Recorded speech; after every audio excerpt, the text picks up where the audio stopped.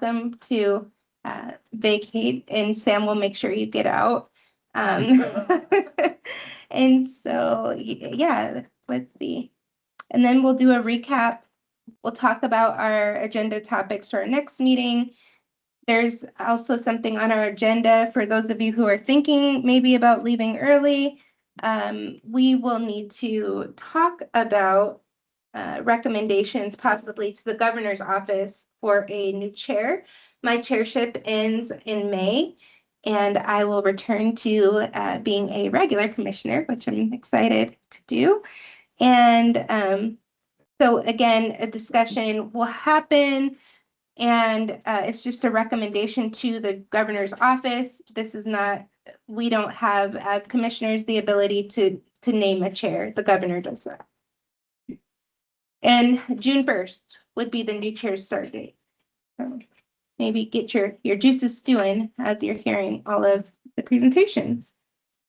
In a moment, folks online, you'll be able to see us, hopefully. However, in the meantime, we have your presentation that we can queue up. All right, thank you.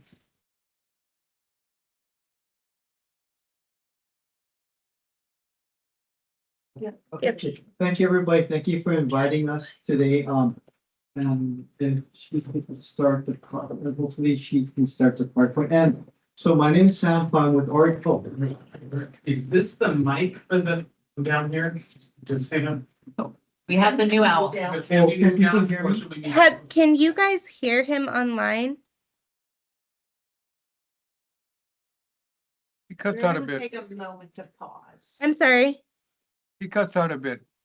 I hear most of it, but he cuts out sometimes. Okay, give us 1 moment before we jump in. We're gonna reconnect our new system. You sound great. That's all that matters, right?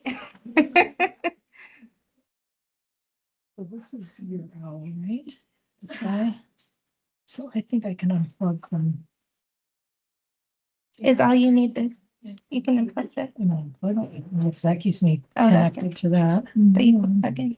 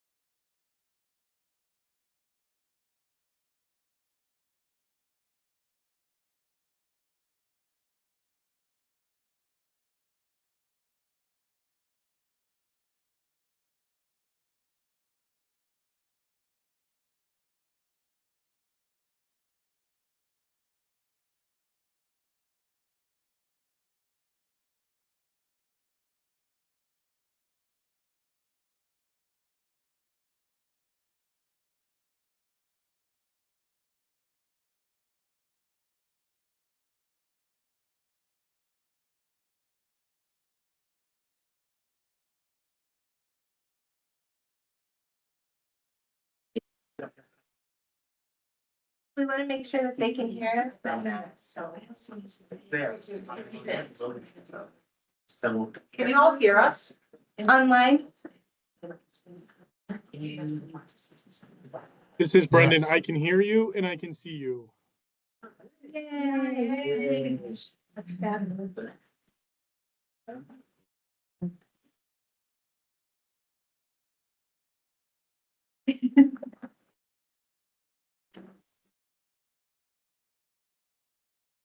Okay, all right. Can folks online see Sam's presentation?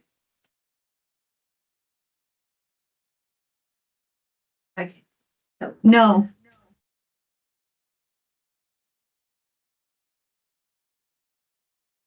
Is that in Teams? Yeah, click the present Teams right here.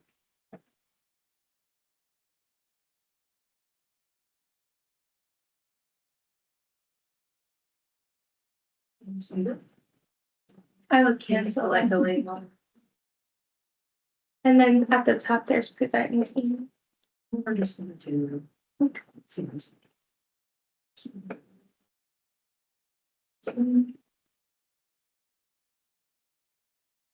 Yes. Looks like it's showing it then. There we go. Okay, all right, now, thank you, Sam. All right, okay, thank you for inviting us. Oh, could you go one back? Okay, thank you for inviting us today. My name is Sam, I'm with Oregon Department of Education. My partner, Adam Henney, he couldn't be here today because he's someplace else more important. His daughter's in the state wrestling tournament at the Memorial Coliseum, so that's more important, to us, like, he's there, supporting his daughter. So that's why he couldn't be here today, and someone some of you may not know is, Kate Patterson. She should be logged on, she's our new supervisor, so that's why, Kyla introduced Kate Patterson and myself, we're here. Yep, so you're to present today. Yep. And during the presentation, feel free to interrupt me anytime, it's only us and then so forth. So, and then the presentation is broken into two parts. One is kind of an overview of JDEP and YSEP, and then the second part are our efforts on reentry transition services and the legal framework. So, next slide, please.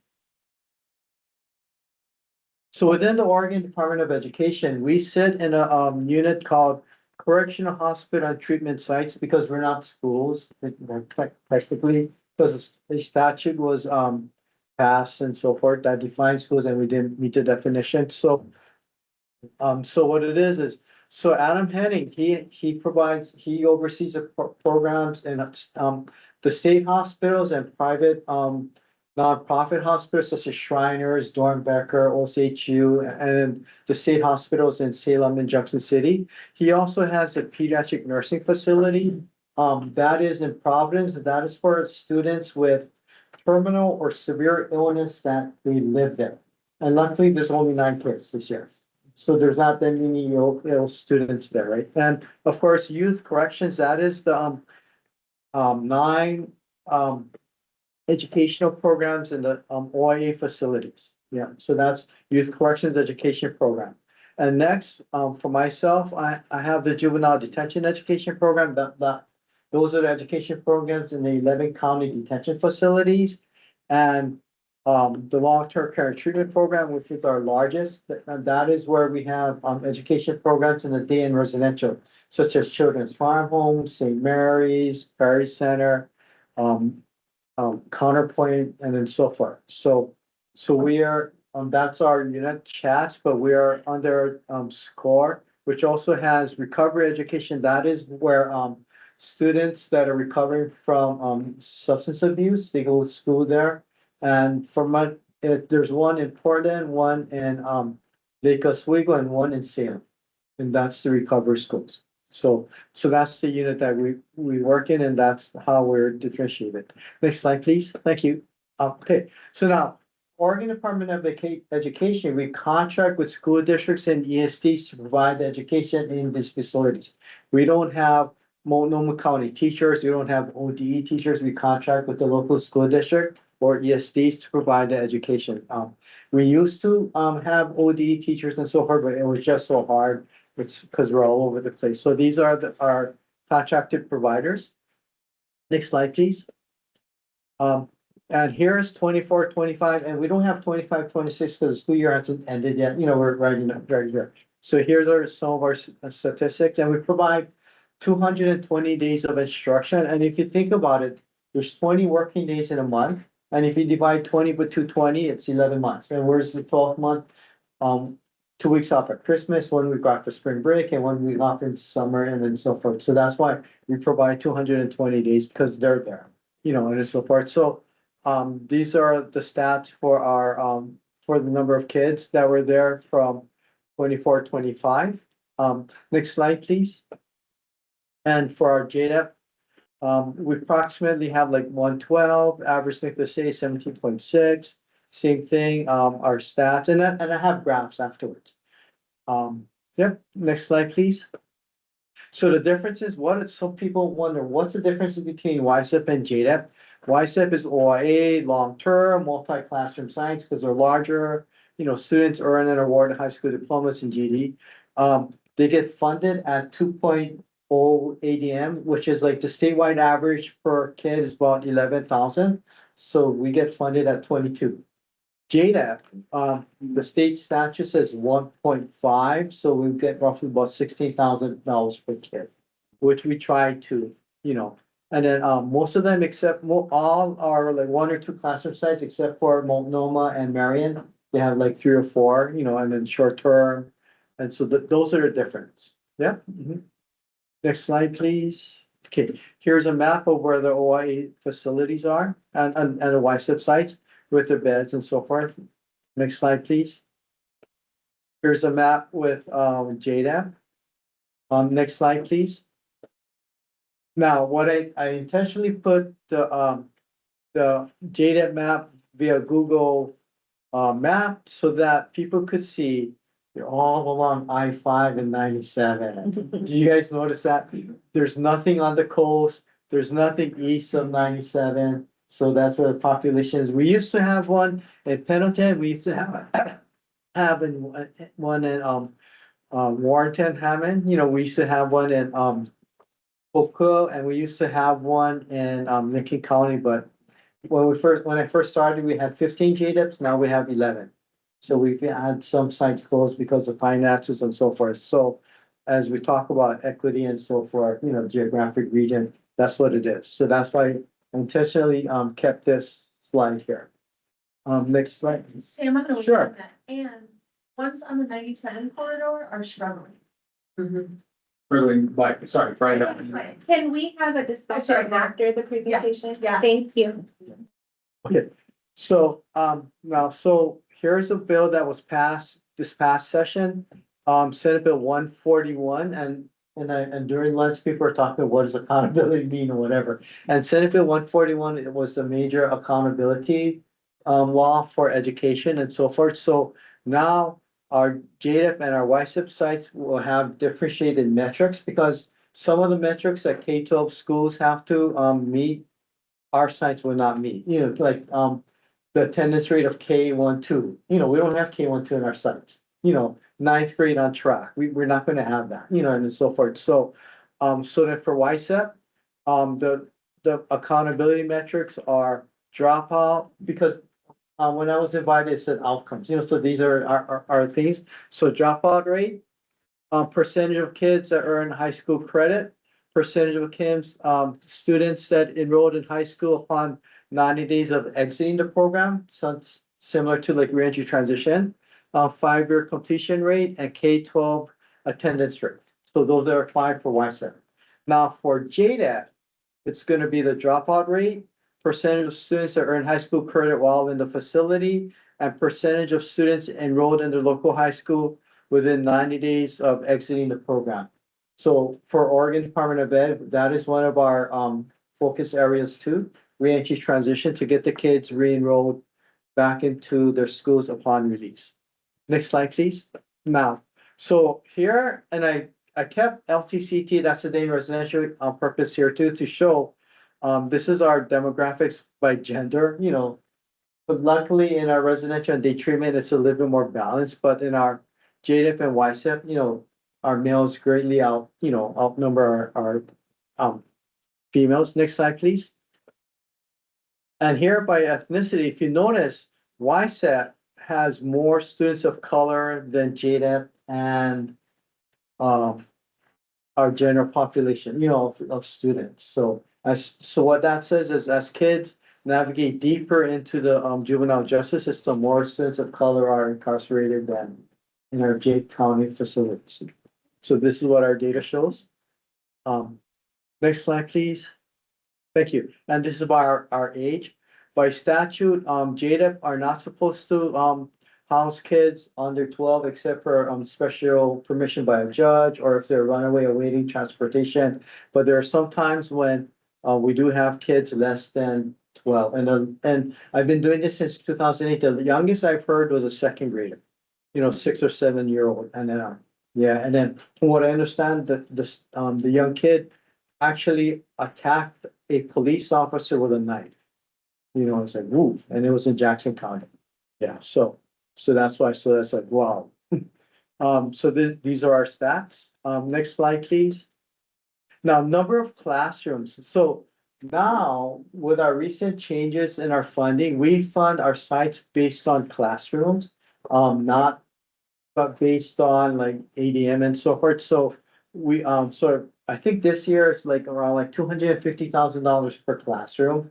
And for every 8 ADM, you get 1 classroom.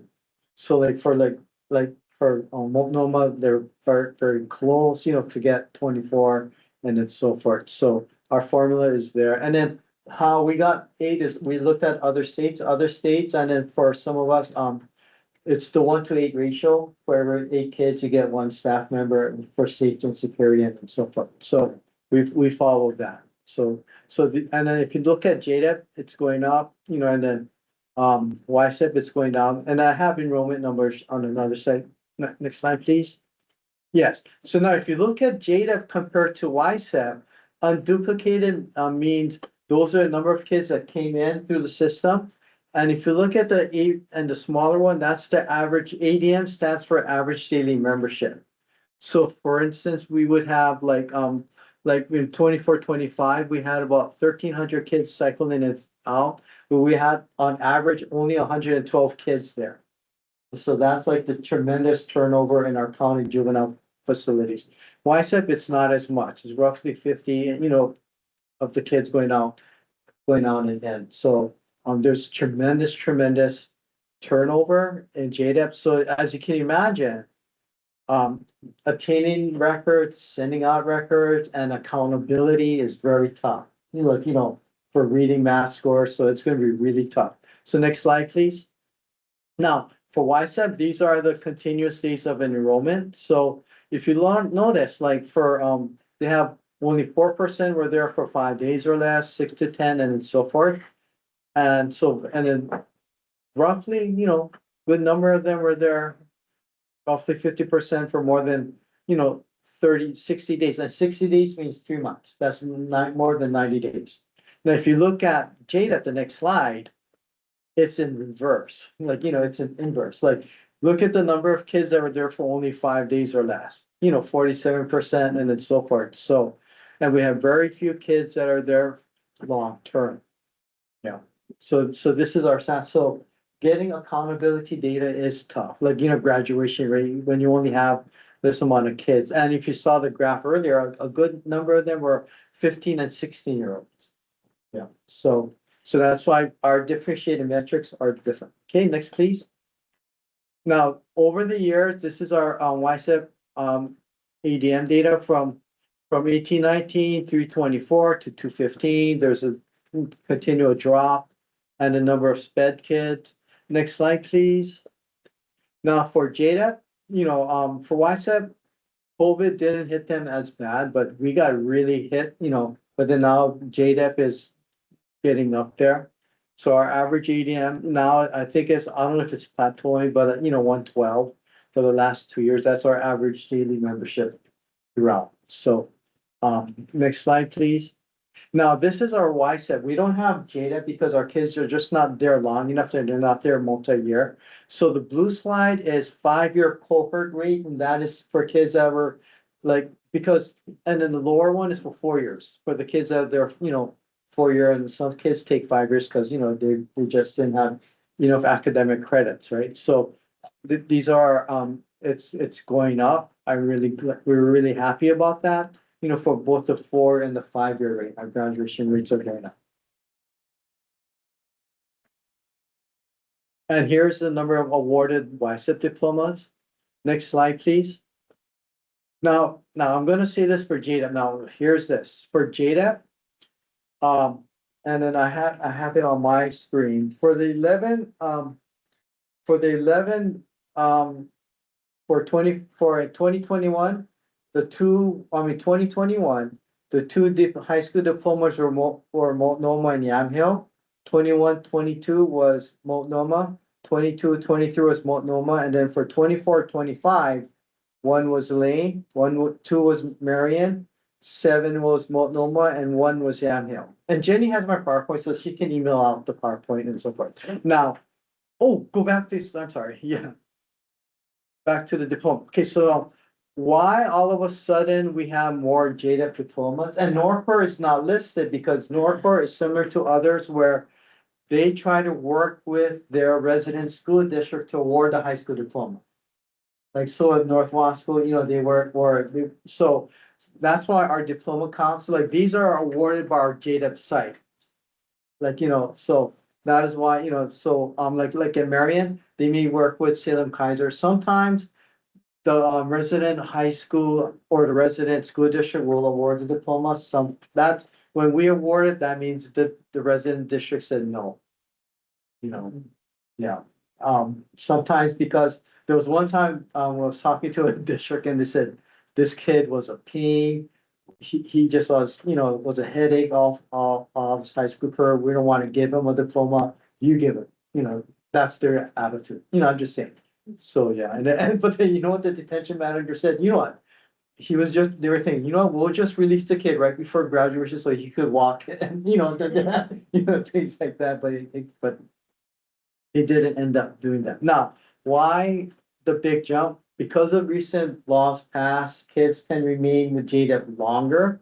So that's why we have, more diplomas, so that's where that's coming up. Now, on the flip side, and then I brought this up at one of the OJDDA meetings, and it is not a solution that I know of that we can do is now we have high school graduates within our county juvenile detention facilities where ODE is restricted by both federal and Oregon statutes from providing finances for those educational services. That's why in OIA you have VSOR, where you have, they're called older youth or vocational for the high school kids for the youth that are over the age of 21 or have a high school diploma, but counties now have to replicate that or pay that on their own.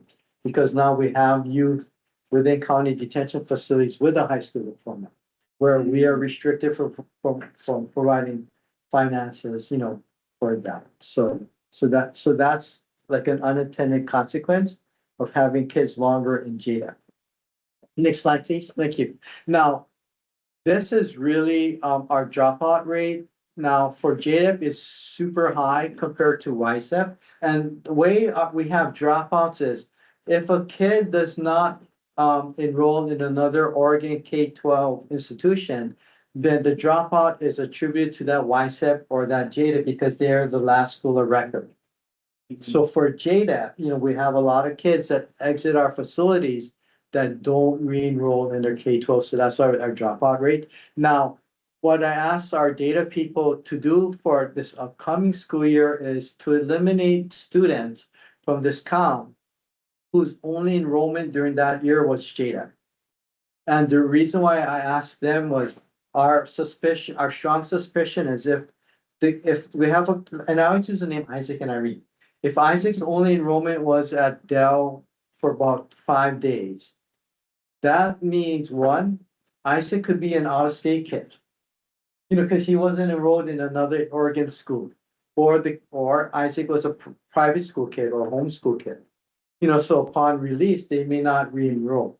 And then the fourth is Isaac could have been truant all this time, but and so forth. So that's why. So we're trying to clean up our data for so right now. Our data at 28.2 for JDEP is including out-of-state kids. And we do have Northport and our bordering, just like Multnomah, you have some kids from Washington, once they release, they go back to Washington. They're not going to enroll in an Oregon, so they are considered a dropout because they did not enroll in an Oregon school. So that's why that's something that we're working on. So these are some of our outcome data that we want to improve and we're working on. Next slide, please. Now, so this is a really, really big deal for us in 2022. They changed our statute to have appropriate education and they allowed us to provide services for reentry transition from our facilities. Before, our JDEP and YSEP funding could only be used for kids within the facilities. Now, OIA and the counties like that because to prevent the temptation or suspicion where the school districts or ESC would take our money and use it for their other programs. You know, because of statute previously said you could only use our JDIP and YSF fundings for kids while in the facility, that was there, you know, so.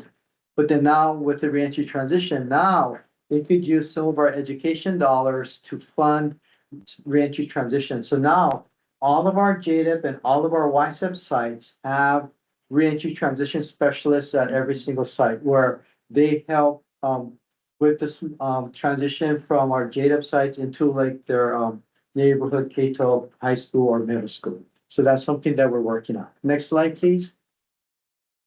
So, and then the definition said, you know, these are like school settings, workforce preparation, or and any necessary ongoing support for a transition. And we cut off those services at 90 days, you know, and then so forth. So, like some of the things that we were asked to pay for, can we pay for like bus transportation? Yes. And there's one that said, we said no, was, someone wanted to know if we could purchase a mattress. And I said, no, not with education dollars, because they said, they needed a mattress so the kid could get a good night's sleep so he could go to school. You know, there's such an, you know, limits that we have to, you know, and then another one was like, could we use our education dollars to pay for a teen pregnancy test? I said no, because they said the girl was having stress, you know, and she didn't want to go to school. I said that was a stretch, you know.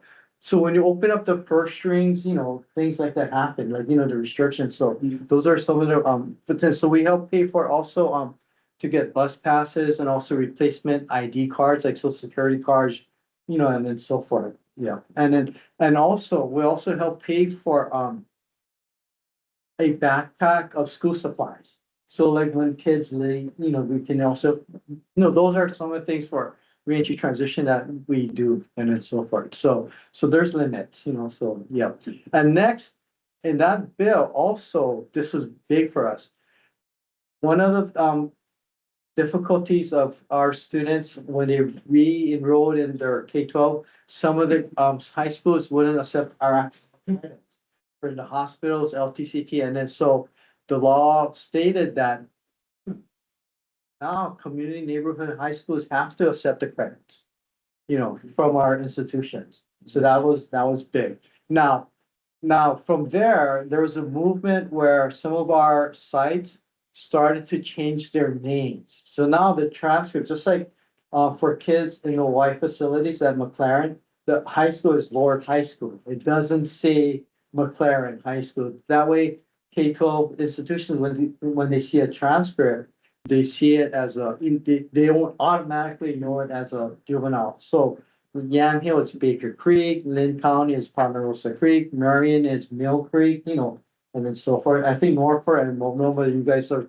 thinking of changing your school name to, and I recommended, and then we kind of got pushed back. What, like, I said, no presidents, regardless if they're Democrats or Republicans, you know, don't name them as presidents.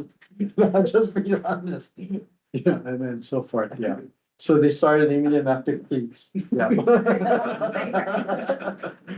Yeah.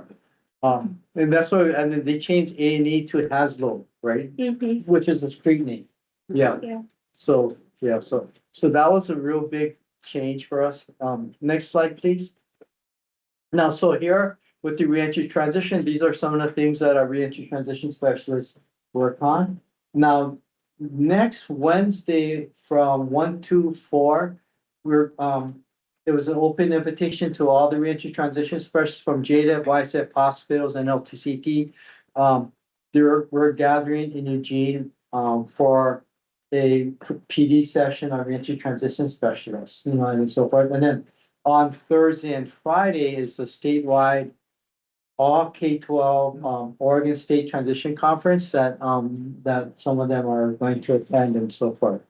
So and so those are some of the things that we're working on, and we have for the last 3 years, we've had a contract with Taxi, which is part of the University of Oregon, to help us with providing technical assistance and PD for our sites, because it's a new requirement, and then, you know, they wanted, what is this, you know, and then one of the things that, the most, frequent request is, what is the job description?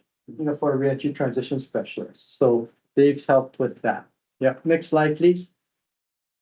And here are some of the examples of why, you know, the importance of reentry transition, and there was a RAND research from 2013, you know, that found for every $1 invested in prison education, there's $4 to $5 in reduction in social costs, you know, and then, and of course, educational attainment, you know, reduces recidivism and so forth. Yeah.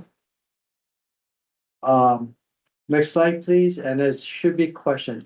Kate, if you're on, do you want to add anything?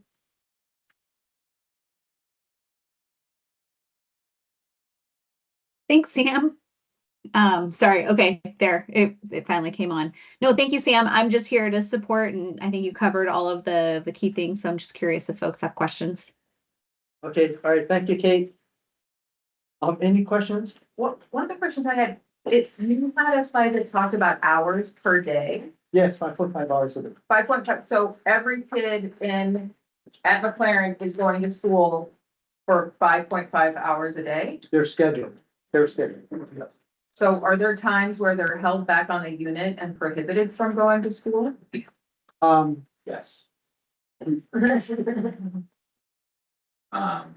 there's a lockdown at OYA at McLaren, we are trying to work through that because we are not a fan of kids not getting their education. But currently, the current practice is that when there is serious contraband found on a unit, they go on lockdown, and lockdown doesn't include the ban that they know in school. Again, that's where we currently are. That's not where we want to land. Is that the only time when, I'm sorry, well, maybe you and I can connect later, because I know, Sure. are individual kids ever held back for particular behavioral reasons? There could be, I'd have to look into that. Happy to explore further. But again, we want kids being engaged in school. And then is there, for kids who have special education hours, is there a plan to try to, how do they make up not only the school hours, but also special services they're supposed to be receiving? Sure, and I think Jennifer falls around with the person that best answers those Okay. questions for us. So she's our liaison between the schools and OYA. She's really solid. She knows her stuff, and she's helping us to strengthen our education and all of our facilities. And how many kids, is it included in the 5.5 hours if kids are doing packet work on the unit?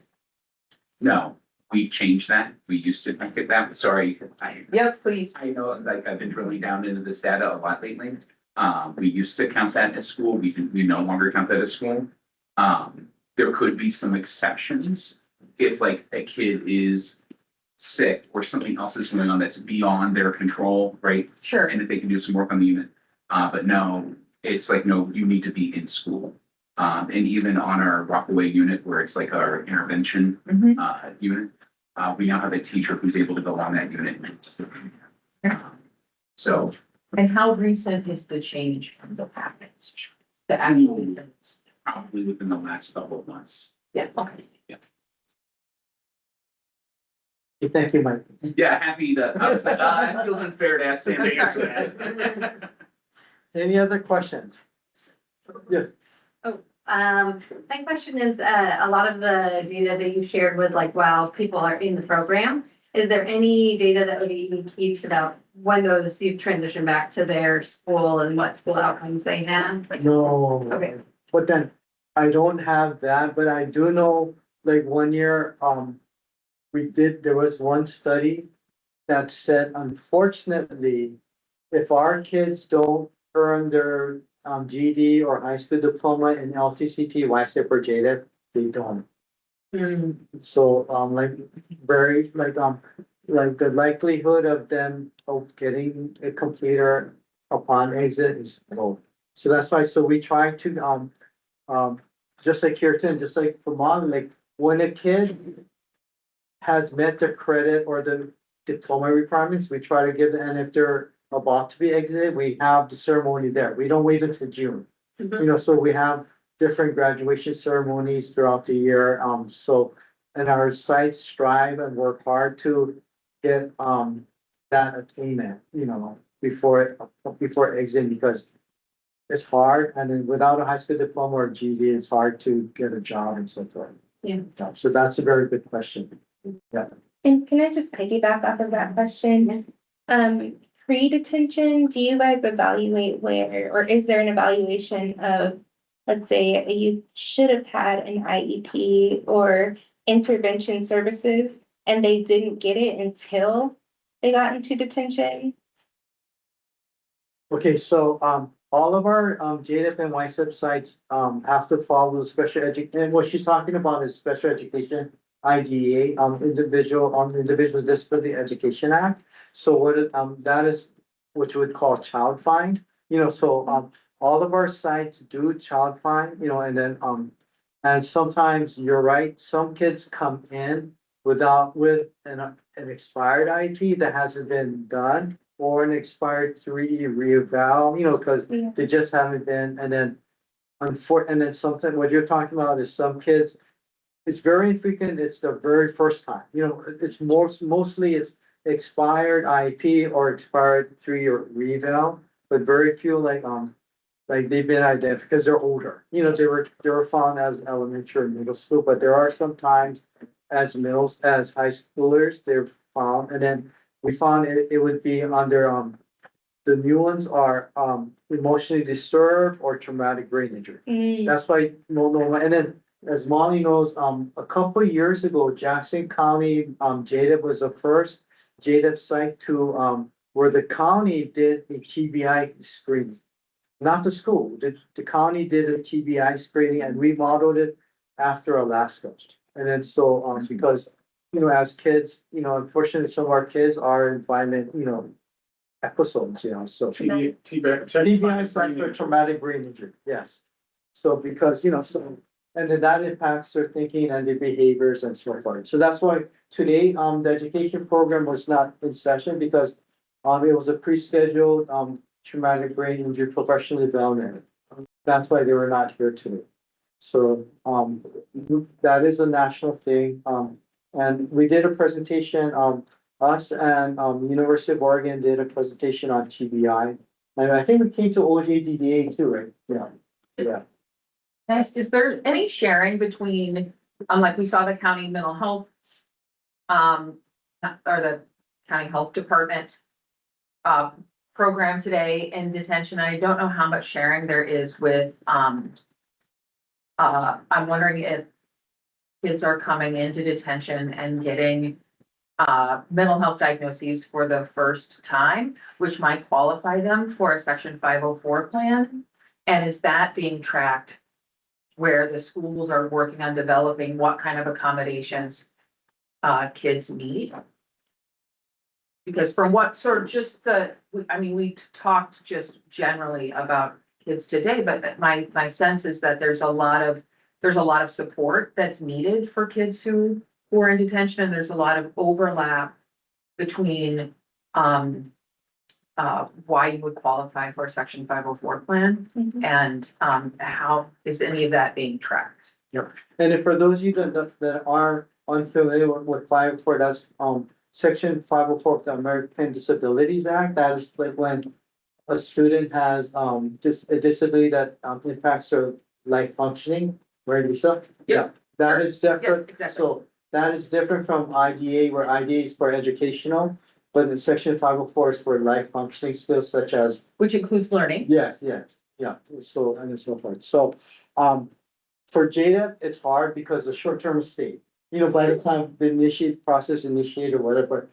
If they come with a plan or, with the 504 or IDA, they work with it, and then for OYA, we do have quite a number of, students with 504s now. That's a good question because on Department of Corrections, most of the kids are on, like, when I say kids 18 to 21, they're not on ID, but they're on 504s.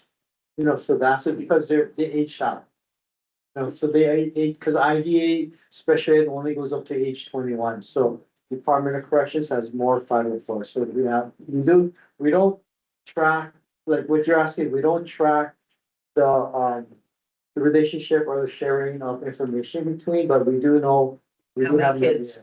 How many kids are in the IDA. Not the IDA, and JDIP programs who have 504 plans think I got developed that. for the first time. Yeah. Oh, no, yeah, I think for the first time it would take time, but, we do know the number of kids that were covered. I think, oh, sorry. Go ahead, I was gonna ask you, or I was gonna move on, but please. I think in Multnomah County, our principal, Big Doe, she's added and compiled some of that data, and so I can possibly share that with you later. it would be great. And our corrections health team, back to what you were asking, they do, our mental health counselors frequently communicate with MESD, particularly Vic, about. Good, oh, perfect, good. And then if you start, a 3-year reeval here for special education services or an initial evaluation, I'm most familiar, of course, with the school here, because this is where I practice. Does MESD then complete the evaluation if they started it? Or if a child leaves, detention school, does the evaluation stop? Does it transfer to the new school? Okay, that is a very good question. So what it is now here's some examples, like this is real life. There's a school had started a 3 reval, and then when you have a reevaluation, you have 60 days to complete. 60 school days, Well, in Oregon, it's 60 days. just 60 days, not 60 school days. Yeah, I believe it's 60 Okay. days. I don't know if they changed it. A couple of sessions ago, they wanted to change the definition to 60 school days, but I don't think they changed it. Okay, so anyway, let's just say for the sake of argument, it was like Beaverton High School had started their 60-day evaluation timeline for Isaac. So when Isaac comes to JDAP, now Multnomah could have started the 60-day timeline again. But what Multnomah ESD did was they worked with Beaverton School District to work on the reval, so the 60-day timeline didn't start over again. Because well, legally, Beaverton's responsibility ended when Isaac entered Dell. And then when Isaac, and then so they would start the 60-day reval, and then if Isaac exited, then they would have his. Start over and Yes, over and right. over and over again. So Okay, that's terrible. so in reality, what we try to do, our JDEP sites is try to work with the resident school districts so that while they're in the JDEP sites, if their reval continues. Because otherwise, and whenever you restart, you're just delaying services and provision of specially designed instruction. So that's why we try to encourage our JDEP sites to work with the resident school district so that it doesn't always reset. So it could have been reset 3 times, But that's just schools have to agree to do Yes. that. It's not something that's currently required. Well, by statute, we can't require that.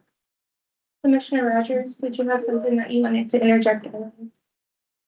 Commissioner Detman, did you say? While Commissioner Detman is thinking, I do want to just call attention to slide slide 6? Well, the 7 Multnomah County graduates, the 2 Marion, 1 Lane, and 1 Yamhill. I think that's an important, that graph was very, very important to highlight. One thing that you mentioned that I perked my ears up thinking about our commission is that JDIP is restricted for ed services, right, for youth to a certain degree. So for example, the kids in Multnomah County last year who graduated, we struggled to figure out what to do with them. And we had a kid here for over 900 days that we fortunately were able to get college education, but the county would be required to pay for such services and figure out how to staff that, etc. It's not something that the Department of Education would support us in. And I think one of the things that you've highlighted is that kids are staying a little bit longer in short-term detention. And they're kind of left to their own devices once they graduate. Right, so that's the thing, like, as I mentioned, that is a restriction within statute, our funding only goes up to age 21 or up to once they receive a high school diploma. So OIA realized that, so they have, they have the older youth resource funding, and they have their program. So that is, yeah, that's something that, like I said, I don't have an answer for, and I don't have a solution for, but yeah. But I think it's important for the policy commission, for the Juvenile Justice Policy Commission to think about the fact that you have some kids perhaps that are 17 or 16, or 17 or 18, that graduate while they're in a short-term detention center and then may have to sit and wait to move on to McLaren or to OYA. And in the middle, they have to engage in some sort of educational programming, yet they've completed their high school diploma. Yeah. And what do you do with those kids for 300 days that have to sit there without, right? And our ODE is restricted, the counties are restricted, and there's Why are you restricted? Like how? funding. Funding, okay, you're funded by, Yeah, even for staffing, I mean, right, to think about, you have to provide one staff to sit on a post with the kid who's in college courses. And that's a whole other topic of conversation, right? yeah, because OD is K-12, heck. The higher education commission, they are post-secondary, so they're community college and, yeah, so unfortunately. Like, that's how it is, like, they do college and, we do K-12. So once a kid has a diploma, they have a diploma. And we're restricted by statute. You guys can try to change the statute, Oh, I mean, and the feds, the feds. Is the reason that we're seeing more of this essentially the longer stays related to Senate Bill 10008, or do we know if there's other reasons why we're having this as an increased issue? I would have to rely on my juvenile justice partners, because we just serve kids there, we don't make the placement decisions and whatnot, like. from Multnomah County, I believe so, and it's not just because of the legislative change with SB 1008, it's the evaluations that are taking quite some time. And Lisa K was probably. I actually think some of it has to do with the,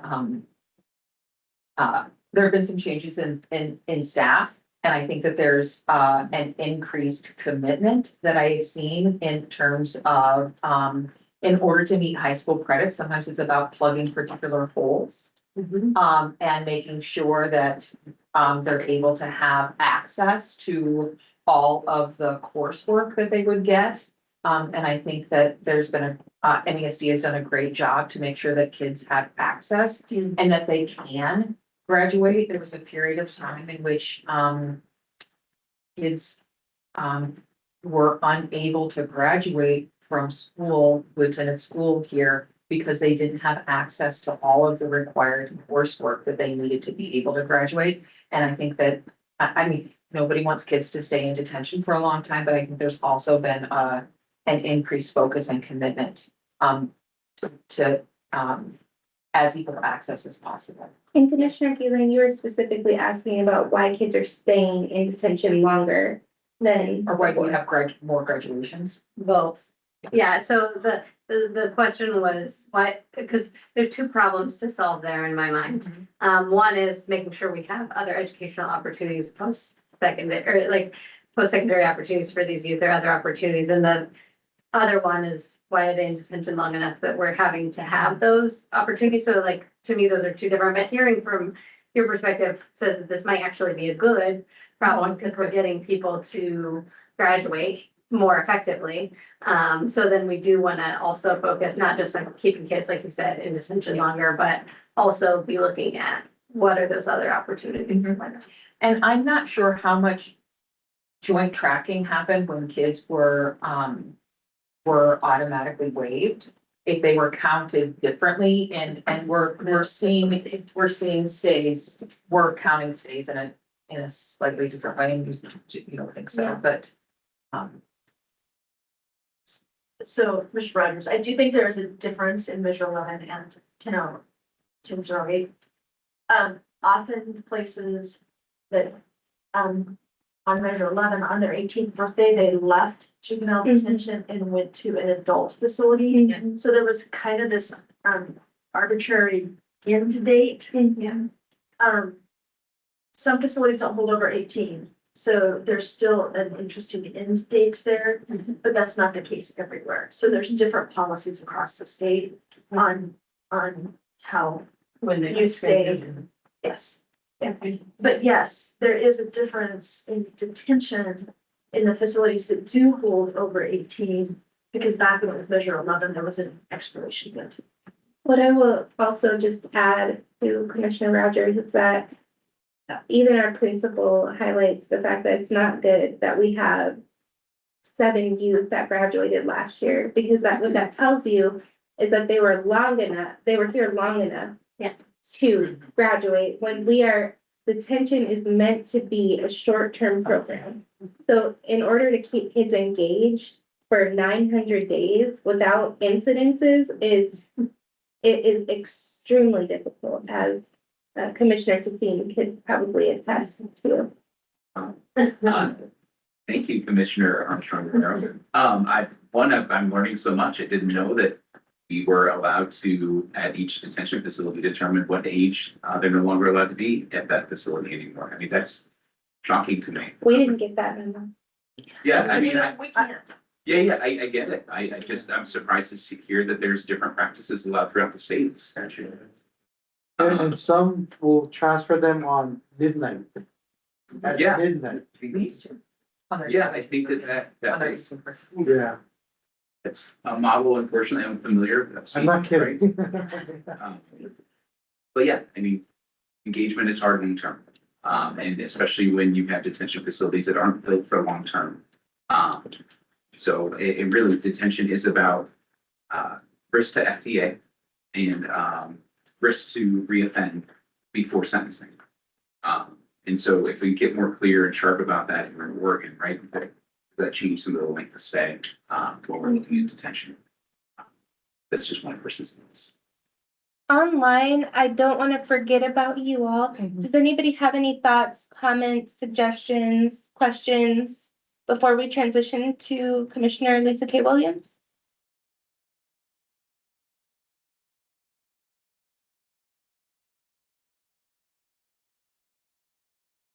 Are y'all still with us? That mute button's hard to find. in here. For sure, or Chair, Brian Devlin, I guess, can we get data about this issue? Which one? Are we seeing? Sounds like you're seeing this in Multnomah County. I don't know. In other facilities that can keep young people in detention for long after 18, how many kids are we talking about across the state? So is that a data point we could get? Or, and I'm guessing it's not gonna be on sale. Probably a JJPC data point or something, but I'm wondering now, as I understand the issue around longer stays and finishing high school. And differences across different counties, which I get in a very local control kind of situation, but how big is the problem across the state? So I think with Commissioner, I think we could. Yeah. If we know why we want to use the information, and because I think the information is there. Yeah. It may take a little work, and the question that I think might hear is why. Yeah. But if we can answer the why, I think that they will absolutely come to the table to give you the information. Because it's gonna take a little bit of digging. Chair. Bill. No, I was just. Vice Chair Rojo. Thanks. Welcome. That got me thinking about the slide where you mentioned that, these providers in YSEP and YDEP are all along the 95 corridor and the 97. Well, that's Jada. Yeah. Who, and this might be the question, but who are the providers for education in OIA facilities? Is it just the county and like Eastern Oregon Correctional or Tillamook Correctional, like on the coast or like, So because there could be a maybe a gap in data collection, which might. Oh, no, make this there's kind no of gap. harder. There's no- So. Just making sure they're really good. Yeah, yeah. In Burns, it's Harding County School District. Okay, so it's the counties. Yeah, and in Tillamook is Tillamook School Okay. District, and in Grants Pass, it's Grants Pass School District. Rogue Valley is question. Well, and so maybe I'll jump in real quick to Molly's point, and I don't know how much more time we have, but We're out of time. then I get the last word. Great. We should ask ourselves why, but if this is a increasing problem, it would seem that then we might want to figure out the solution either in a policy or some other level to say, should we have a uniform age? And like, there are policy solutions probably to making things more uniform. Will they be liked, disliked? I do not know. But the answer is, well, we would like to see some kind of change. We need to do something different then. If I can ask if this is what you're asking. Would the 11 facilities that were identified as being JDEP programs, which of those facilities are facilities that move you to an adult facility at 18? Is that one of the questions? That is a data question. That's a data question. And then the second data question is, if OYA accepts youth up to age 24 and there's statute for that, why is it that counties would then, if a youth turns 18 and has juvenile charges, why would the youth then be placed in an adult jail? And then possibly go to OYA? I don't think we can do that. Can I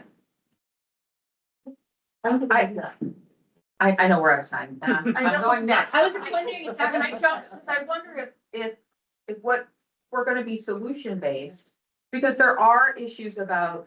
But is that the question though? I don't know, I just here's the wanna- question that I have. No, wait, If that's, wait, I- before we move, I before we don't, move, yeah, I'm trying to figure it out, right? I don't have the question perfectly formulated in my head. And that's why we got all these Yeah, smart people okay. around the table, so. the question that I have is, if we're looking at education, what's the barrier to post-secondary opportunities in education in a facility? And is that something that needs policy to fix?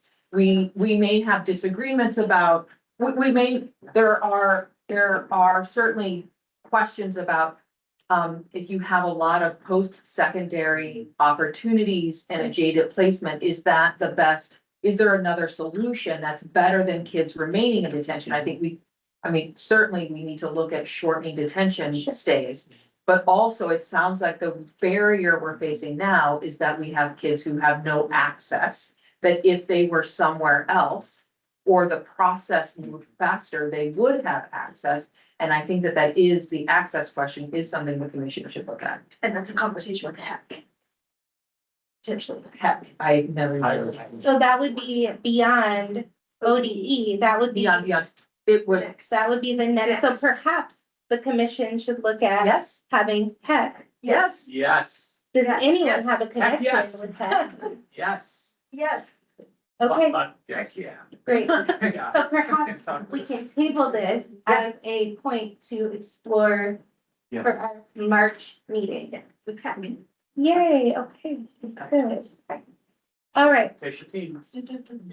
I would love to just say thank you to Femco and to Kate. I really appreciate you all for being here. You're welcome to stick around should you want to. Yes, I've already emailed Sam earlier this week, so I'd love it if he would stay.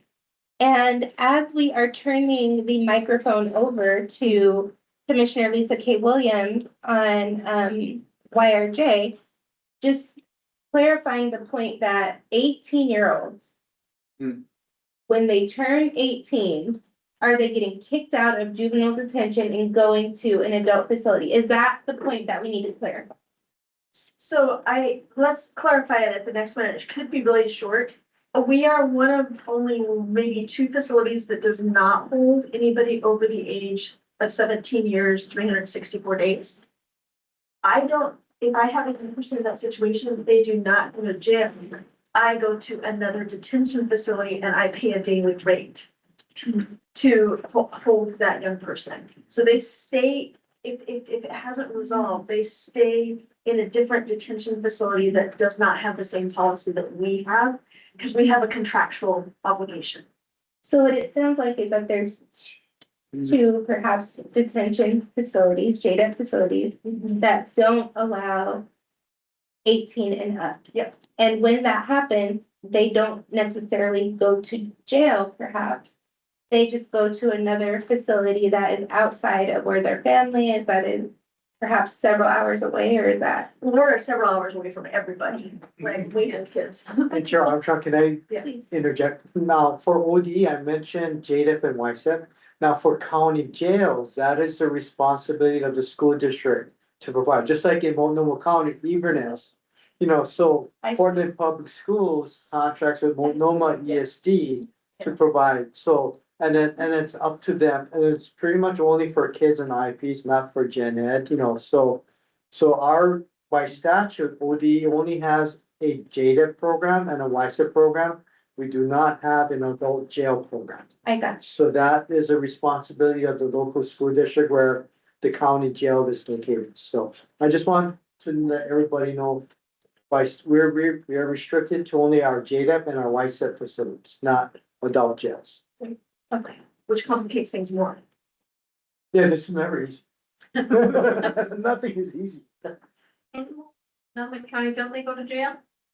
At 18, no, we keep them, which is why we have, that's why we've had them for over 900 days. We celebrate several birthdays with them. Yeah. It's a discussion. All right. Commissioner Lisa K. Williams, thank you. Thank you. I was asked to give some information to the commission about a particular program that my office had, where we had an attorney and a social worker who were doing educational reentry supports for kids who were leaving OIA, either a secure facility or a community placement. And as I started putting together some information about that specific program, I wanted to provide some other just general information. I'm glad that we've got some education experts in the room who can certainly share as information comes up. You want to go to the next slide? So one of the things that I wanted to talk about, because in the challenges for educational reentry, is this cycle. And next slide, please. There's a very strong link between juvenile justice involvement and poor educational outcomes. And kids who lack adequate educational supports are at greater risk of future juvenile justice system involvement. When students struggle academically without support, challenges often show up as behavior issues, and then these behavior issues lead to, this is the cycle, exclusionary discipline, which removes kids from the classroom. And this piece of academic failure to behavior, to exclusion, to increased failure, increased behavior, and it just repeats, and then there's an arrest. And I will tell you, in terms of this cycle, it's frequently when I've represented kids and I get their entire academic history, I see this cycle, and it starts in kindergarten, great to have in class. We love this kiddo, academically behind. First grade, love this kid, great friends, pleasure to have in class, academically behind. Second grade, same thing. Third grade, behavior. And it just increases and increases and increases. And there's this exclusion and disruption in relationships. And then it leads to a lot of push out, or what other people call dropout. Next slide. Something that I thought was really interesting. I know Kelly is really familiar with this study. That just there was this study that looked at this interesting data. It was a longitudinal study of kids in Chicago. Then they looked at school. They were able to pull the school data for these kids, and they were able to pull arrest data. What this study found is just an arrest even when they controlled for all other characteristics, just the arrest led to a higher degree of school dropout. And it led to reduced four-year college enrollment. And when they really looked at what is happening here, because this theory was the characteristics or the conditions that were relating to school failure were the same ones that were leading to an arrest. And what the study shows is that's not accurate.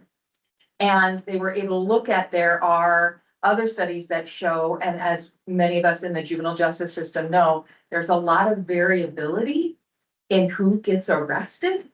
It's not based on what your behavior is. It's a system response. And because of that randomness or variability, they were able to do the study.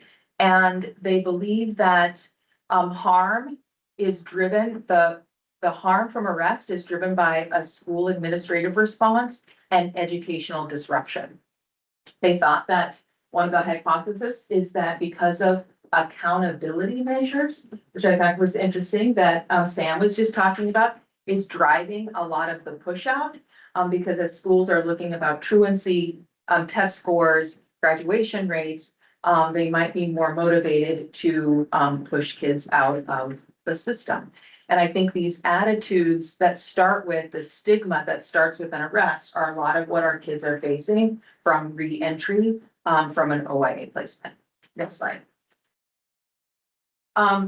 There was this survey that talked about kids who were incarcerated. Incarcerated children have reading and math skills significantly below their grade level. Most of them had experienced school exclusion and push out, and many of them have stopped attending school before their time of incarceration.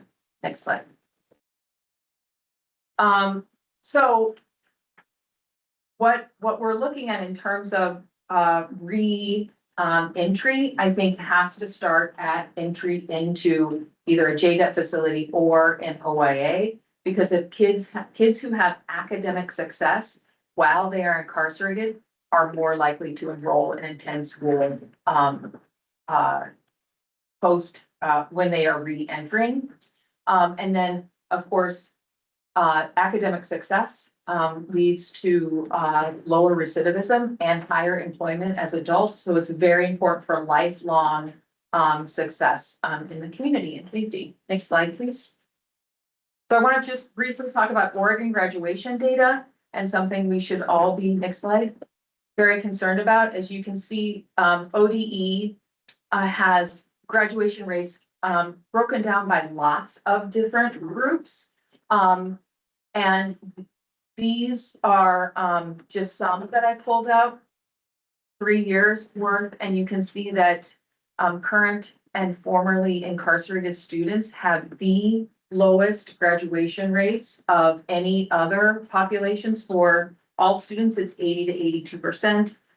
For these 3 year students with disabilities, it's 51 to 69% graduate. Unhoused students, 56% to 69%.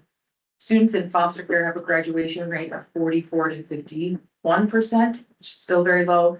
But currently our formerly incarcerated students have graduation rates in the 30s, 35 to 39%, which has been consistent.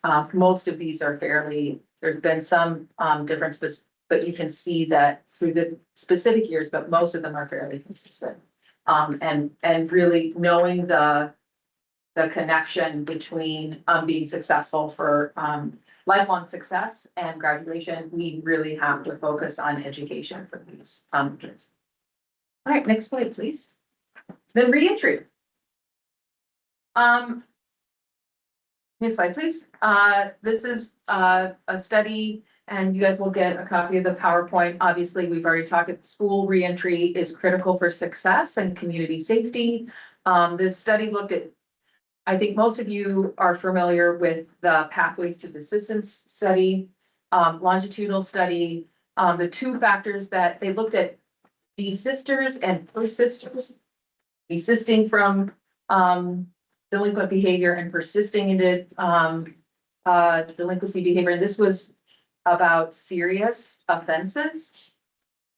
The two factors were substance use and greater stability in daily routines showed that there was a greater likelihood of desisting. The study also showed that a majority of kids will desist. And so you're talking about really trying to focus on the limited number of kids that were would persist in delinquent behavior. And so school, making sure you're supported in school and attending is very, very critical. All right, next slide, please. National data shows that only 1/3 of children return to school following release from a secure setting. You know, I think we should all be very concerned about this. There's lots of adults who are supposed to be supporting kids once they're released from a facility. And if only 1/3 of them do by national, I don't have any Oregon specific data. All right, next slide, please.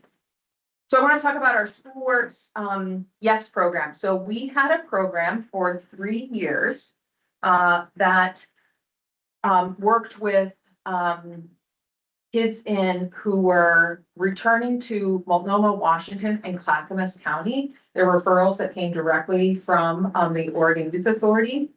During that 3-year period, we had 51 kids who were referred. We had an attorney who assisted kids with enrollment, access to services, which was any kind of services in the school that would help them, credit transfer, which I can talk about. And our social worker worked with kids and families to eliminate barriers to attendance, housing, mental health challenges, substance use treatment, transportation, food insecurity. That stopped a lot of kids from attending school, employment. And then in the next slide, or the next couple of slides, we'll also talk about enrollment in college, and there was very support in helping kids fill out forms and figure out that process. What I want to say about the social worker that was, I think, really, really crucial is that the social worker was part of a legal team. So kids were able to be very honest because all of the communications with the social worker as part of the legal team were confidential. And they were able to honestly talk about what their struggles were without a risk of getting a consequence or being further incarcerated. So if they had relapsed or if they were really struggling, they were able to say this in a confidential way and then get the support that they needed in order to attend school. All right, you want to talk about maybe the next slide, please? So these were our outcomes. Of the 51 that were referred, 46 actively engaged in the program. And of those, 40 were enrolled and attended school, which is significantly higher than the national data of 1/3. 20 of these kids graduated or received a GED while they were participating in the program. 22 of them, 22 of the children and young adults who, and I want to say about the 20 number, but that's the kids who obtained a high school diploma or GED while they were working with us. There were some young adults who were referred to us from Hawaii who had already graduated while they were in the facility, and then they were working with our program on enrolling in post-secondary education or looking at employment. So 22 of the 46 were obtained employment, part-time or full-time, and 12 of these young adults enrolled in post-secondary or a trade or certificate program. Let's go on to the next slide. And I want to recognize with this next slide that experiences can vary. And these were just experiences and things that my office has heard over time.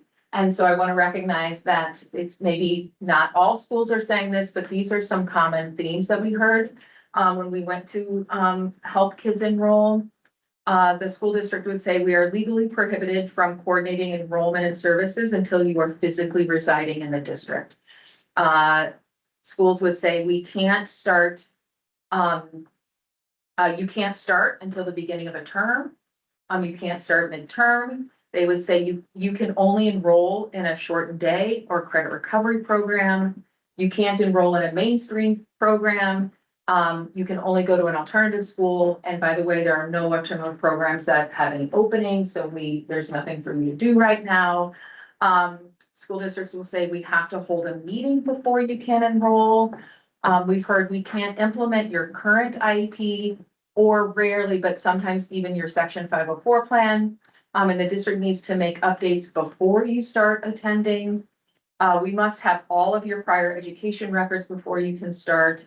We've also heard your credits won't transfer and/or we can't accept partial credits. Can you go to the next slide, please? So talking about what the attorney did, one of the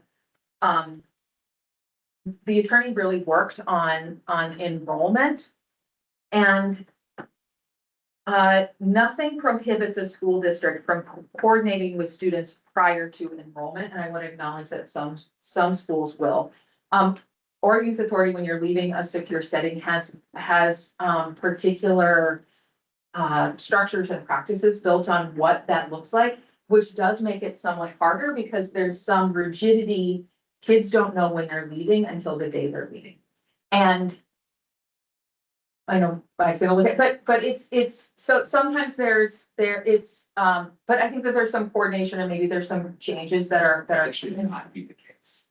Okay, Yeah, so they should know long ahead. We- And there's work that we need to make. Sorry. no, so this is like, we have worked with kids who they didn't know they were leaving until the day there was planning happening, like you are going to leave, but if you have a very rigid school who says we need to know the day, it can be really difficult to do that kind of coordination. And again, there's nothing that prohibits schools from engaging in pre-enrollment planning. And some schools did, which was great. Lisa, because I have both the residential, like I do know you're correct. Sometimes the adults may know, but not the students, because we found, and I don't have a solution to this too. Mhm. Some of our kids will self-sabotage. Yes, You know, Yes. so No, like, there's- once they know they'll self-sabotage and then, so they don't notify the Yeah. kids and then people are shaking their heads, so there's, Yeah. but how does that planning happen and coordination?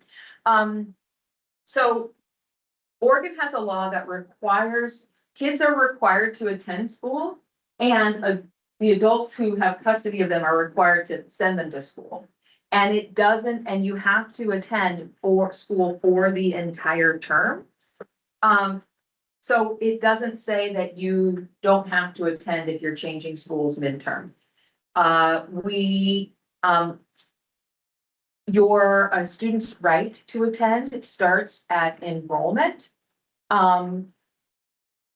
I do want to say that, of course, all of these are conversations, like the school district can only require a shortened school day or alternative settings like tutoring or credit recovery programs in limited circumstances. These are all conversations that should happen.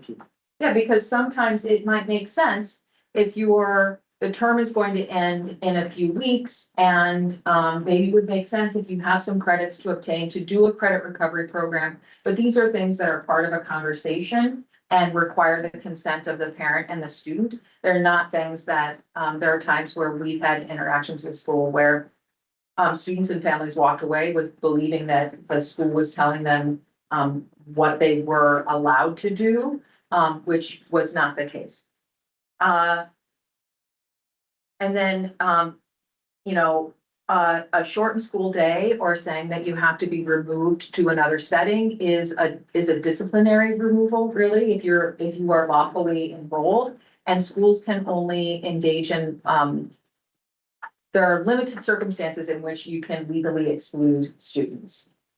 When a child is coming with an individualized education plan, the school is required to implement that plan as it's written. They can't stop a child from entering. They have to be able to enter with their current plan and then schedule a meeting and make changes to it after they are attending. The student does not have the requirement to have all of their records to supply the school before they can attend. The obligation to request records is on the behalf of the school. And enrollment requires a limited number of documents. There are time limits in when schools are required to request educational records.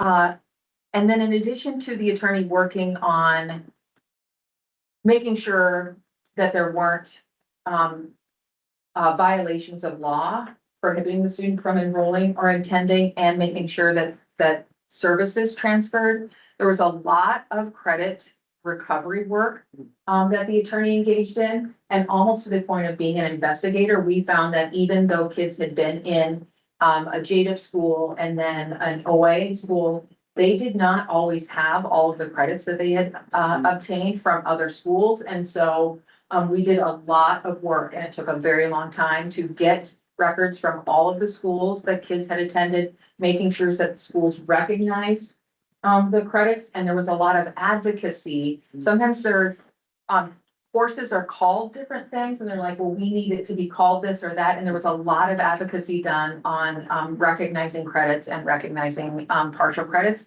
And that was really, really critical to make sure that kids were able to graduate, because a lot of times kids were further along than their transcript showed.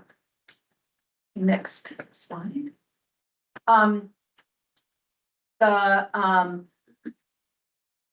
Oregon has, there's the Every Student Succeeds Act, which is a federal law, which I'm sure Sam could talk a lot more eloquently about than I can.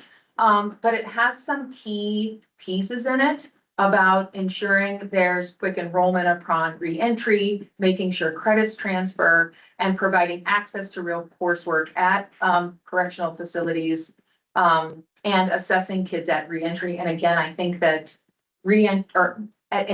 reentry services should start at entry, and there's lots of things that can and should happen and are happening to make sure that kids have access to services, are assessed, because I think we're missing a lot of kids, and there's potential, as Sam sort of alluded to, that kids have been already pushed out of school before they enter the juvenile justice system. And if that, the source of them, their ultimate push out is really academic failure, then I think going back and getting all those records and making sure there's receiving the adequate supports, because sometimes kids are not receiving the supports that they had needed all along. And it was viewed as behavior instead of a disability or academic failure. And if I may, Please. what Lisa's alluding to, there's also part of that law for, it's called Title I Part D, neglected and delinquent. Can you go to And the the next federal slide? requirement is where state educational agencies must set aside 15 to 30% of the federal funds for reentry transition services. So, and that is where LTCT and YSEP spends. We track that, not we track. Yeah. So they have to spend, and then a lot of schools, a lot of people understand Title I-A, that's the free and reduced. Title I Part D is for neglected and delinquent. And in Oregon, the neglected is the long-term care and treatment, that's OHA, ODHS, or OIA residential programs. And the delinquent is the OIA facilities. And so Part 2 is the detention, because that is locally operated, so that's still Part 2. So Part 1 is state operated. So, and it's roughly about, Part 1 is roughly about 1.7 and $1.8 million per year that comes into LTCT and YSEP. Thank you for that. And hopefully there's more. So Oregon has, under the federal law, which was enacted in 2015, Oregon is required to submit a plan to the federal government about how they're using the funds and what they're using it for. The first plan was developed in 2017. Another plan was submitted in 2023 regarding this category, which the federal law refers to as children and youth who are neglected, delinquent, or at risk. There are these services regarding facilitating enrollment in the home district upon reentry, engaging families, and consistent credit transfer policies that remove barriers to diploma completion. Can you go to the next slide? Actually, can you go back to can you go back to this one? So, no, I'm sorry, the next, yep. So part of what is in the plan, and I just reached out to, Sam and others from ODE this week, is this idea that to improve the process of reentry, the districts who are receiving these Title I funds that Sam was just talking about, must designate a single point of contact to coordinate transfers. And this single point of contact is something that was working with the principal here to try to get a list of who those people are. And to date, I've not been able to get a list of who these people are. And if you go to the next slide. So some of what's happened, there have been some school stability, there are some things that have happened for kids in foster care, in particular Oregon legislation that has tried to work on some of the things that the kids who are re-entering are struggling with and the barriers that they face. For example, for kids in foster care, there is a foster care point of contact in every school district. So it's published, there's a list, there's names, there's phone numbers. And so if you are working with a kid in foster care who's having trouble enrolling in a school, you can call the foster care point of contact and they should be able to eliminate these barriers. Or if schools are saying similar things, that I used to hear very similar things in trying to help kids in foster care enroll and access services. You can't start midterm, we can't accept your credits, we can't implement your IEP, you have to hold a meeting before you start. The foster care point of contact is somebody who helps facilitate that process. And it seems like there should be the same thing for kids in the juvenile justice system. But I haven't been able to, I don't know what that list is, and I think that would be really helpful. There are other school stability and transfer law reform that's happened in Oregon, again, around foster kids that help shorten the time to implement records. It really helps school stability because it sets up a school of origin. So kids, if they're moving in foster care, they can stay with one school district. And then I have linked to an article that talks about some juvenile justice education, education law reform that's happening in other states that is really aimed at addressing some of the barriers that we have experienced for kids. And I think from Sam's presentation, they were looking at school enrollment 90 days after leaving a facility, and 90 days is a really, really long time to be out of school and disconnected. Track data up to 90. You track data up to 90 days. Okay, gotcha. Okay, up to 90 days. Yes. But best practice would be, of course, that you are discharged and then immediately enroll. And I think that is an experience that happens. I'm not sure how often that is happening based on the barriers that kids are seeing. And I think that's it. And I can answer any questions. Yes. Commissioner to see. Oh, can I call? I'm sorry. Yeah. You were actually the chair. Thank you, Commissioner. With the arrest definition with that Chicago study, what was the definition of arrest? Was it that you were arrested and you went to a facility, or was it like, could I be arrested and then released on summons? I would have to look. If you can have that study. I have a list of this, all of the sources are cited here and Kelly has them, and I actually have the study right here. I don't know if it meant that you went to a facility, because what this study also found is that they were able to, when they looked at their data, every youth, I'm guessing, but that's a guess, but you should read it, that it could have included both of those, because what they found was every youth in our sample who spent time in a juvenile detention facility ultimately dropped out of high school in the sample. And of the 22 22 out of the total 85 arrestees in our sample who managed to graduate from high school. Oh, not one of them was incarcerated in a juvenile facility. So of the kids who were arrested, none of them went ultimately to a juvenile facility. So I think it must have included being arrested, and this was youth in Chicago, and I think some of them were arrested at school. Sure. Yeah, and Chair, if I could offer just some anecdotal evidence from my own experience. Well, I'm not pushing back. Yeah, no, I just curious person. I don't know if it has. Obviously, this is like almost 20 years ago at this point, right? So before a lot of this, but even just being arrested at school, which was my experience, there was this badge that came with that Yes. for sort of the rest of your school, like life, right? So no matter if I got in trouble again or was just a perfect student, I wore that badge every day that I walked into a school, right? It took me, after leaving the justice system, about 6 weeks to enroll in it.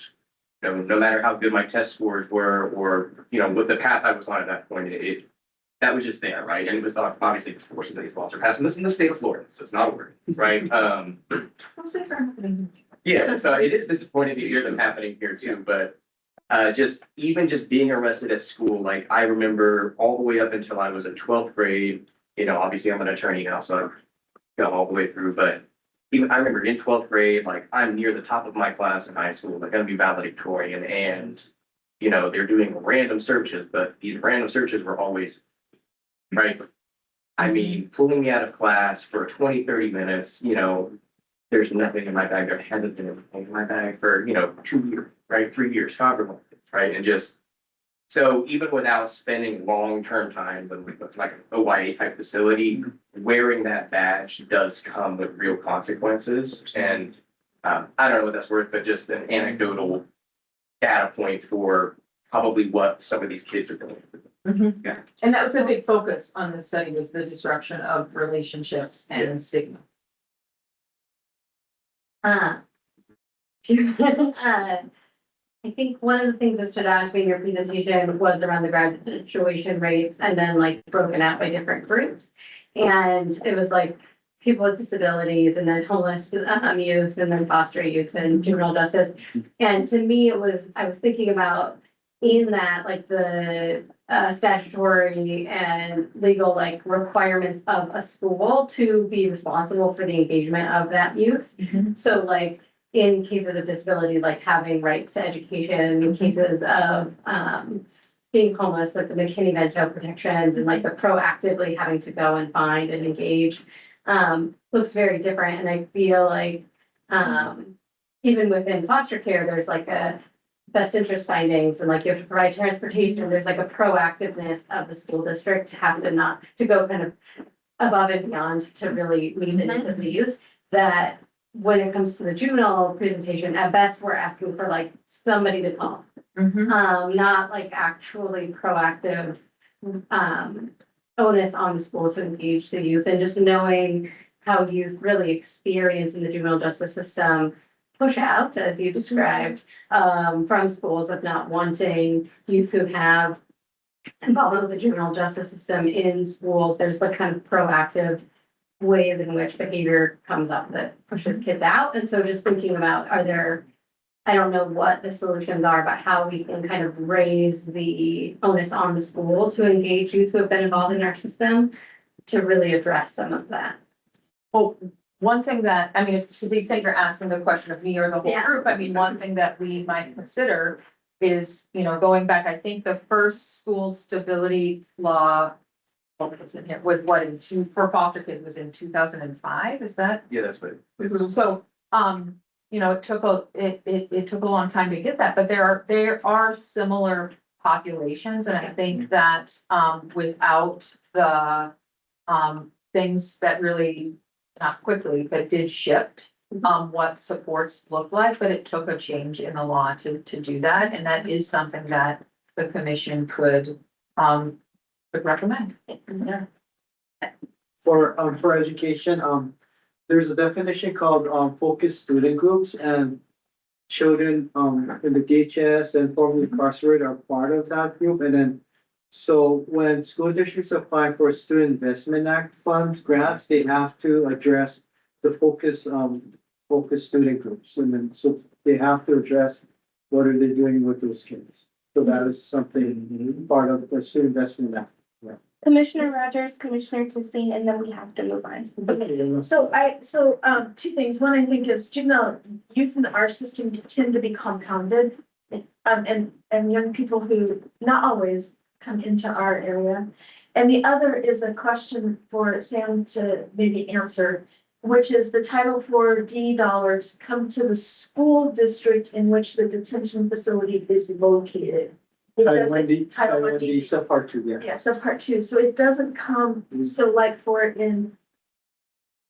So this is for you to know where the money's coming in, it comes to, it doesn't come to MESC, does it? Right. It goes to Portland Public. Yeah, so- yeah, okay. So, This one, you, because you might not know that money Money to be on the school board, Molly, yes. so I so was trying to get some money. I know what Commissioner Wall is referring to is for Title I Part D, Subpart 2. The funds that are generated by the kids in detention. But the money goes to the school district where the facility resides, and the school district gets to decide how to spend the money. They don't have to spend the money at Donald DeLong. They don't have to spend the money at Norfolk. They can use it for teen pregnancy classes. They could do it for reaching transition or their at-risk program. So there's no requirement that it is spent here for subpart 2. But for subpart 1, for YSEP and LTCP, we require 100% of the funds to be spent at the facility. Remember how I talked about like how, there's this, so that's something that, because that's state operated, we have that authority and that ability. So we require that, but then for subpart 2, we don't have that authority, so it's up to the school district how they want to spend them. There's federal title in the subpart 2. Commissioner Tissing? Thank you. I got two questions. I couldn't see the national grad rates. The national grad rates or the Oregon? The Oregon, and I was curious if that chart also had national rates on it as No. well. I couldn't see the bottom The where bottom were years, so Okay, it was gotcha. 3 years of Thank Oregon, you. Oregon data. I would be curious to see what the rates look like, our rates look like compared to the national rates for each one of those categories. If that's possible. I wonder if Sam knows. I pulled that data from ODE's website, so I don't know if. I could send Jenny the OD's website on the graduation rate for YSEP. But I don't think our OD website has this national graduation rate. Yeah, I'm just curious I don't. what that would look like. So Commissioner Tissing, maybe what you're asking for is a plot graph of where Oregon fares in comparison to the national data? Thank you, Commissioner Armstrong Romero. I'm thinking of that we could just have the same bar graphs as they exist currently, and then we would just have the national ones listed right next to them. That may be something that we can provide. And that would be to clarify, that'd be the national rates of other states of students in a facility or just in gen ed? Each category. Each category, On the okay, slide. can I ask a question just to help with, Sam? If the categories, the categories of graduation rates, is that something that ODE has decided how to track? Or is that required by, does each state track the same category? Oh, I don't think each state tracks the same. Okay, so that might not be, I might be able to find something of similar nature. It might not be those exact categories, but I'm sure there's research on that. Well, and what's required for graduation varies based. fair. And district by district. My second question was about the YES program. Yes. One, I love the outcomes. What I wanted to hear was more about the criteria and selection of the young people who are participating. So, it was based on counties that you were going to. Leaving a facility from and going to Washington, Multnomah and Clackamas. It was the only real criteria is that because it was student led or client led, the individual kids had to agree to. So they had to self-select, but a lot of the referrals came from parole officers. And so 51, so that's where you saw the difference of 51 were referred and then 46 actively participated. And we had a federal grant to do that work that, and then the federal grant ended. Thank you. Before we move, I do want to ask Commissioner Murphy and Commissioner Judge Perez, if you had any thoughts or comments that you wanted to offer. No, I'm having a little technical difficulty. I'm listening. It's hard. This is a hard conversation to have via Zoom. I will say that, but I don't have any questions at this time. Sorry about that. I don't have any questions either. It's been very informative, though. I really appreciate the work that's gone behind it. Thank you so much, Judge. All right, any last thoughts before we wrap? So again, for our next meeting, I just want to make sure that we have some agenda topics that align with what the commissioner would like to see. So we're focusing on for our September report is youth leaving facilities and going back to their families, back to schools, and continuing their treatment and education. And so one of the asks that we have is Commissioner Detman to see if OHEC, JJPC. see if they can come and present to the commission about what it looks like for youth reentering post carceral setting. Or when they, I can Yeah. connect somebody to hack. great, That's one question about where you said they're going back to the school or back to their family. What about kids who are 18 and they're going off to live on their own? Are we not including that? Yeah. Yep, reentry as a whole. Sure, I'm trying to remember. Please, Can we ask OYA to maybe give us a presentation on what it looks like to reenter? Like what that system is, what that looks like? Commissioner Chasine. Thank you, Commissioner Kyla Armstrong Romero and Commissioner Rogers. Yeah, I mean, we can. I'm just trying to think through. There's a lot that goes into that. So we can talk about case planning. We can talk about the MDT process. We can talk about the ACR process. There's a lot that can go into that. So happy to start unpacking kind of wherever is most helpful.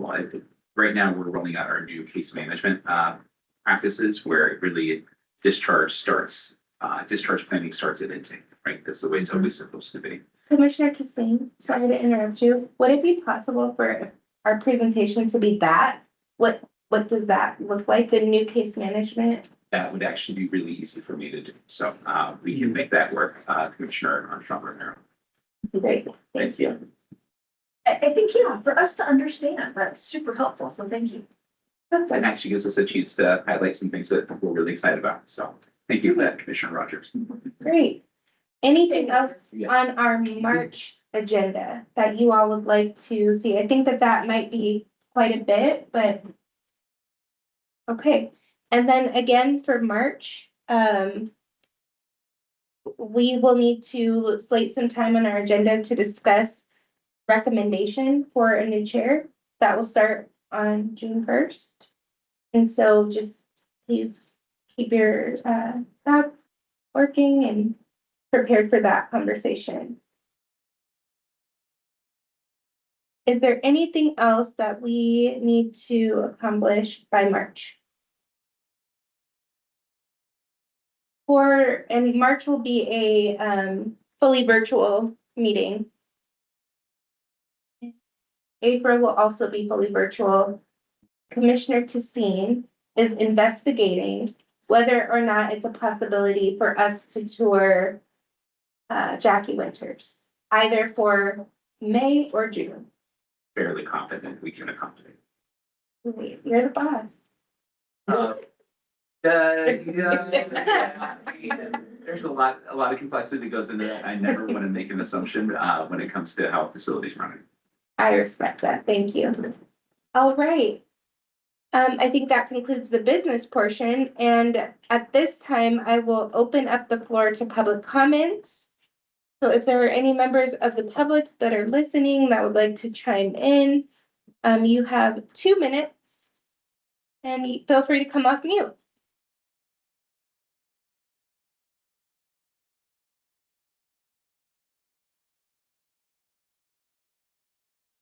Going once. Going twice. All right, thank you for those of you online bearing with us with our technical difficulties here in Donald E. Long. We will make sure that we fix some things in the future. So thank you for your patience. Thank you for participating in the tour today. Those of you who are in person, it was really great for my